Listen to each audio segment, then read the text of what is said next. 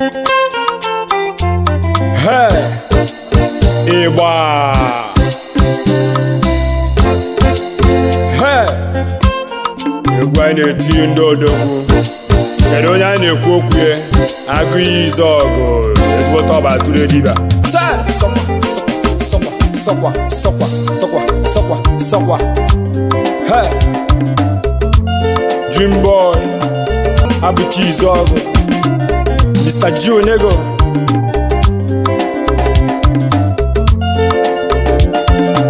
Kanje kamala zifi nalo, brother mo. Aguiyi Izuogu wande mama. Kanje kamala zifi nazo, brother mo. Aguiyi Izuogu wande mama. Kanje kamala zoti sisibe, brother mo. Aguiyi Izuogu wande mama. Kanje kamala zoti si kwado, brother mo. Aguiyi Izuogu wande mama.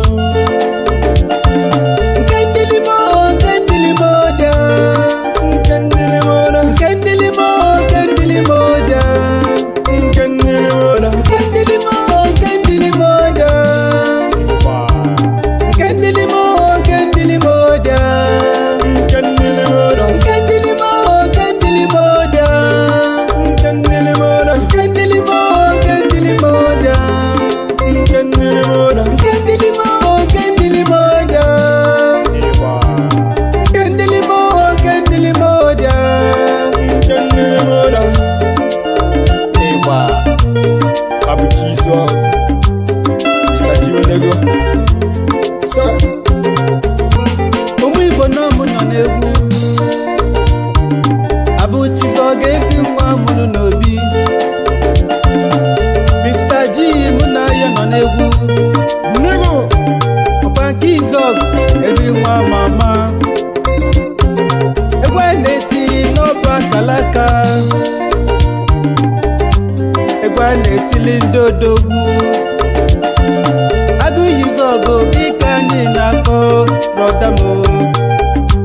Si ngịgị bịa kwudo anyị o. Onye a na-akọ okwu na o nwere ife ọ na-eme brọda mo. Maka na desi bobongo. Anọlụ maka ife ọma nke ị na-eme n'obodo ole. Ya bụ ife mele nji wee bịa. Adago nwere anya ma agụ wee fụlụ n'eziokwu. Ife niile kwuru bụ otu o si dị. Ịgba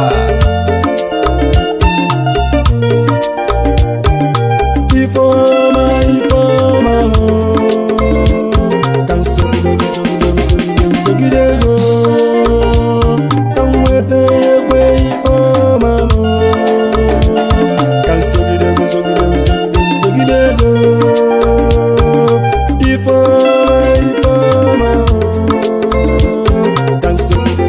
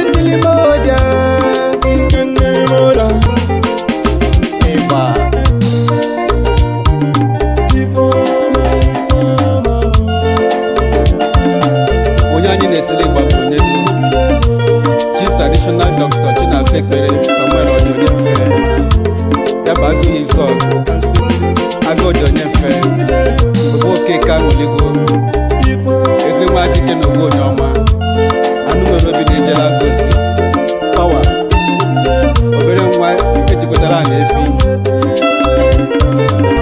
obere nwa dibịa awọ gịrịga ihe a tụrụ afọ mechara afọ ụbọchị nkwọ o ji mgbọrọgwụ na mkpa akwụkwọ abụọ ya otu nkịta bụ sọ onye ọnya ojemili asanjọ ọ sịkwa mbụli igba ka m bịakwudo alụsị ndị o ji alụ ọrụ nnukwu arụsị akpọrọ oke ngwu ya na alụsị nnukwu kedu maka alụsị ikwu nne gị oke alụsị akpọrọ dundu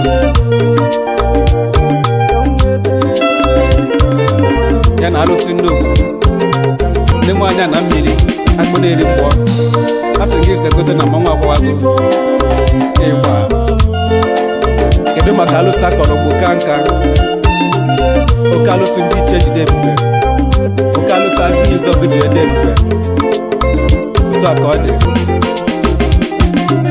ọ sịkwa nke n'elu ya ezinụlọ ya Chief Mrs. Chukwudimebi Odionyefe ọma obi di ya nwoke ọma nụtara nwaanyị ọma ọ ga-amụtakwa ụmụ ọma ọ dị n'ọfọ ọ sịkwa nke n'ele ya ezi nwanne ya Prince Victor Odionyefe nne ya Lover Boy Odogwu nwoke ka nwaanyị na mma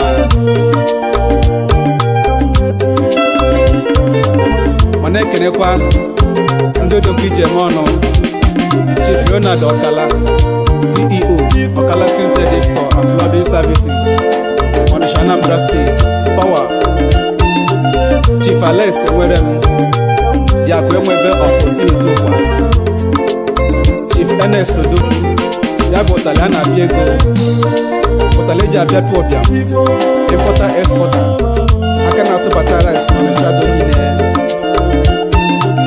ọ sịkwa nkenere ya High Chief Dr. Chukwudo Okereke arụsị Chinese Izuogu nwaka nwa Big Luna Communications ndị ọma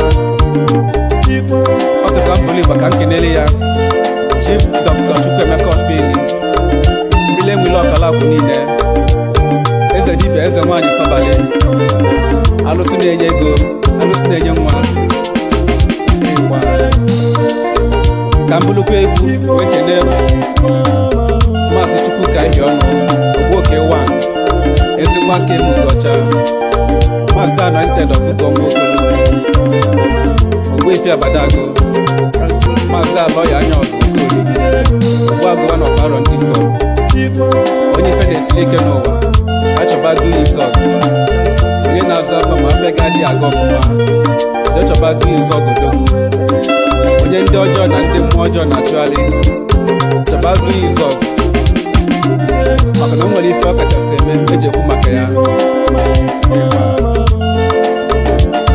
Odogwu bi n'iyi ọwa Odegbe Onitsha Anambra State Power ka anyị bụrụkwa ịgbaji ekene ndị ofu Social Club n'Onitsha iri mfa dịgasị iche iche mana obi fabụ ofe ife ndị anyị chetara ma ndị anyị na-echetara ụlọ egwu n'anya egwu ka na a ga-etikwa egwu ụbọchị ọzọ otu a ka ọ dị ka anyị bụrụ Igbo ka anyị nawazie Izuogu ihe eme Mr. G nọkwa nso Nego